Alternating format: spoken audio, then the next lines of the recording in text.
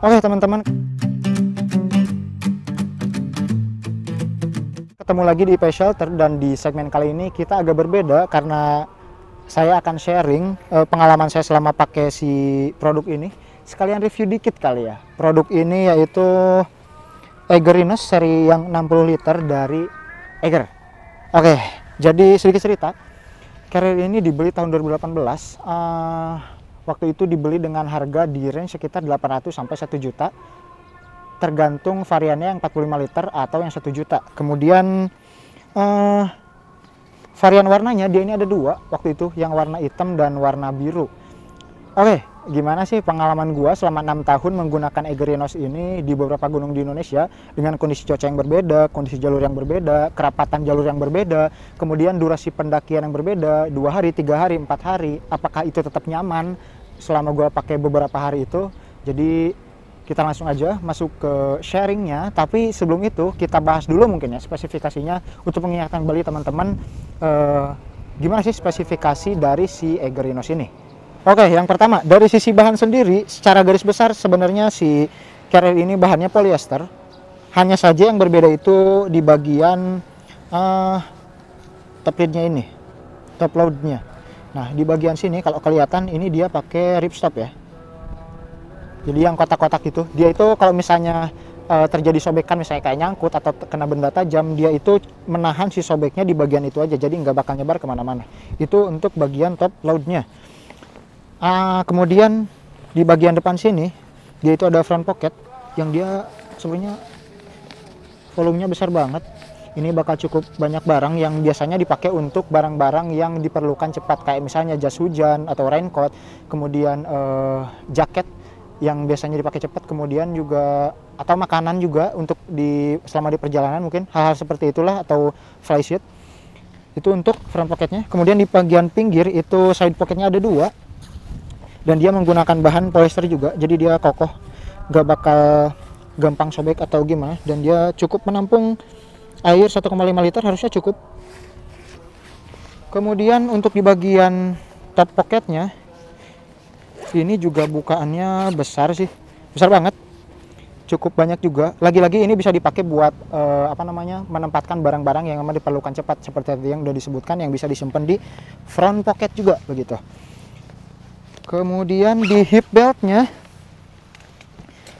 sendiri dia ada, ini pocketnya, ini bisa dipakai nyimpen HP, harusnya masih masuk ini HP. Kemudian kayak cemilan-cemilan yang kecil mungkin bisa disimpan di sini juga, atau kayak madu rasa gitu-gitu, coki-coki, coklat dan lain-lain yang biasanya sering dimakan pendaki selama di jalur gitu.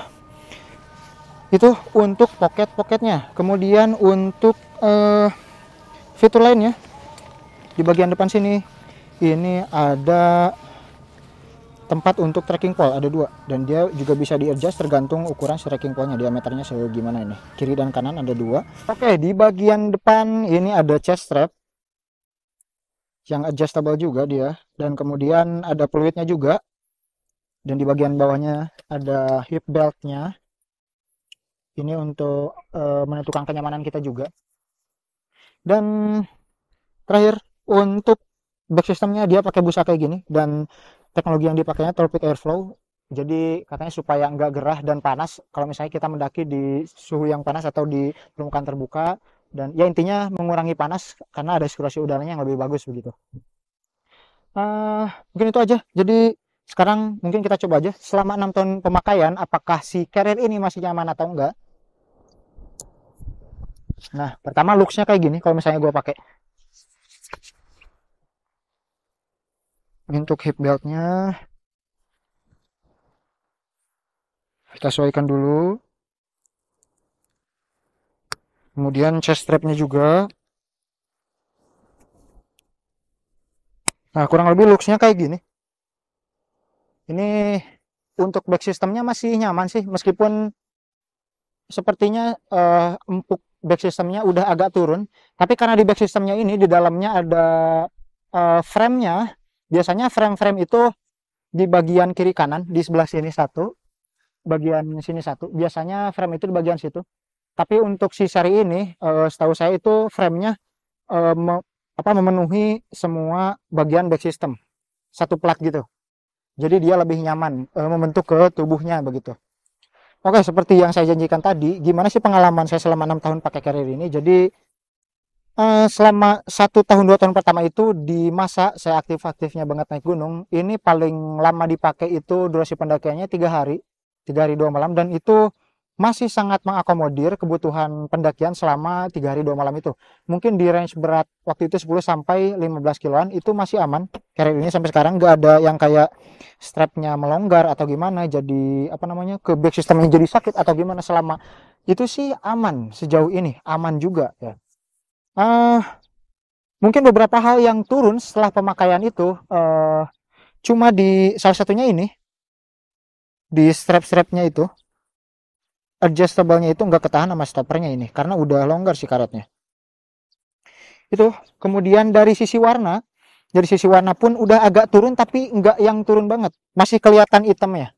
Mungkin paling ada noda-noda yang emang udah nggak dapat aja, dan bekas-bekas nyangkut kayak gini kalau kelihatan ya, ini bekas-bekas nyangkut kecil, tapi itu pun nggak bikin sobek, nggak ada sobek sama sekali. Meskipun beberapa kali ia nyangkut-nyangkut di beberapa dataran yang vegetasi yang rapat, itu masih aman, meskipun nyangkut nggak ada yang sampai sobek begitu.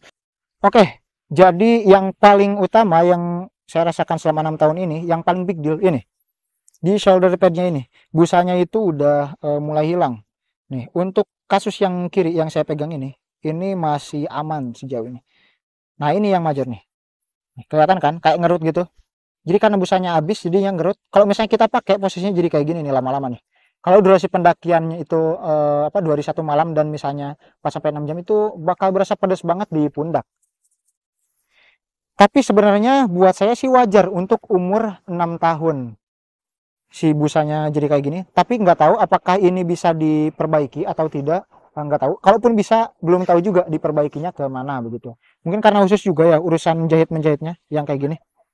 Tapi sejauh ini sih yang paling major dari penurunan kualitasnya cuma ini aja sih, dan itu wajar sih 6 tahun. Karena saya juga pernah coba beberapa carrier dengan umur yang dibilang berbeda. Ada yang memang di back systemnya dan shoulder padnya itu baru 1-2 tahun itu udah berasa pedes.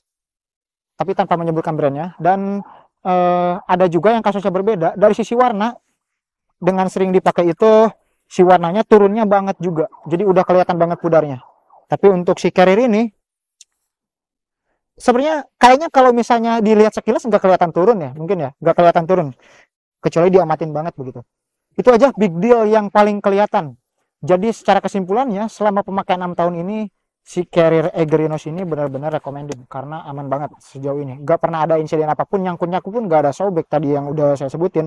Kemudian cuma yang paling big dealnya di shoulder pad doang, itu pun di salah satunya. Kemudian hal lain yang lebih utama juga dari selama pemakaian 6 tahun ini, meskipun dengan beban yang cukup berat, waktu itu di 1 sampai 3 tahun 4 tahun mungkin, saya masih pakai kayak tenda yang berat-berat begitu, yang 4 sampai 4,5 kilo, itu pun masih aman, kayak dipakai misalnya di trek yang dia itu tinggi, turunan atau naiknya, misalnya saya kan kadang tuh agak loncat gitu kalau misalnya malas untuk turun sedikit-sedikit, dan itu nggak pernah kejadian kayak putus di bagian ininya nih, adjustable apa ya, ya ininya lah, lifternya mungkin bisa disebut lifternya. Ini nggak pernah kejadian putus juga, dan kelihatannya ini masih aman juga nih, kayak nggak apa ya, ada mulai kelihatan sobekan-sobekan kecil atau gimana. Sejauh 6 tahun ini masih aman juga.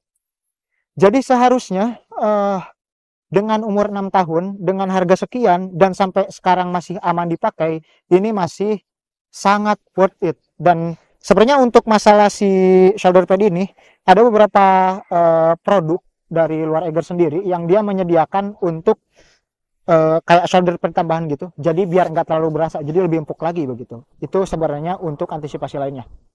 Begitu. Mungkin yang satu kelewat, tapi bukan karena umur pemakaian. Satu kekurangan yang tadi kurang terhighlight itu, carrier itu rata-rata sekarang di bagian bawahnya sini ada apa namanya kompartemen buat si sleeping bagnya. Ada bukaan buat sleeping bag di paling bawah. Biasanya kan sleeping bag itu karena memang dipakainya ketika tidur aja, biasa disimpan paling bawah. Biasanya ada bukaan kompartemennya di sini, jadi aksesnya lebih gampang. Nah di sini nggak ada. Tapi karena saya tipikal orang yang kalau misalnya packing di dalamnya pakai plastik lagi, ada kan yang memang di satu plastik, kemudian ada yang didobel, satu plastik utama dan barang-barang lain disimpan di plastik-plastik lain juga, di stuff sack misalnya, itu bagi saya bukan big deal. Tapi mungkin buat beberapa orang yang biasanya packingnya lebih simpel lagi, setiap barang itu dibungkus bahan anti air, itu mungkin jadi big deal, mungkin ya. Tapi buat saya, subjektifnya ya masih aman. Jadi kesimpulannya, untuk pemakaian ini sangat-sangat aman. Dengan tadi penurunan-penurunan yang terjadi pun sebenarnya bisa diantisipasi dengan produk-produk lain yang memang sudah disediakan di pasaran begitu. Oke, jadi sebenarnya nggak salah kalau misalnya carrier ini jadi salah satu carrier bestsellernya dari Eiger. Dan bahkan dari tahun pertama keluar sampai sekarang justru carrier ini mengalami kenaikan harga. Jadi sesuai juga menurut saya dengan namanya, Rhinos atau badak. Ya carrier ini emang badak banget sih. Jadi buat teman-teman yang mungkin punya pemakaian lebih lama, tapi seharusnya nggak ada sih, karena di tahun, kalau nggak salah 2018 itu pertama keluar. Tapi kalau memang ada yang lebih lama pakai carrier ini, tanggapan kalian gimana sih? Coba share di kolom komentar kelebihan dan kekurangan dari si carrier ini. Dan pada akhirnya, bagi saya setelah pemakaian 6 tahun sih, harusnya di tahun 2024 si carrier ini masih worth it banget sih. Mungkin segitu aja sharing produk yang mau saya sampaikan hari ini. Terima kasih teman-teman sekali lagi yang sudah menonton sampai akhir. Jangan lupa di like, share, dan subscribe. Ataupun gak suka pun gak apa, di dislike aja. Dan jangan lupa share sebanyak-banyaknya yang paling utama. Dan mudah-mudahan dari sharing kalian juga itu kami bisa mendapatkan penonton yang lebih banyak lagi. Mungkin itu salah satu bentuk dukungan kalian yang paling sederhana. Dari cukup tonton dan share aja. Terima kasih. Wassalamualaikum warahmatullahi wabarakatuh.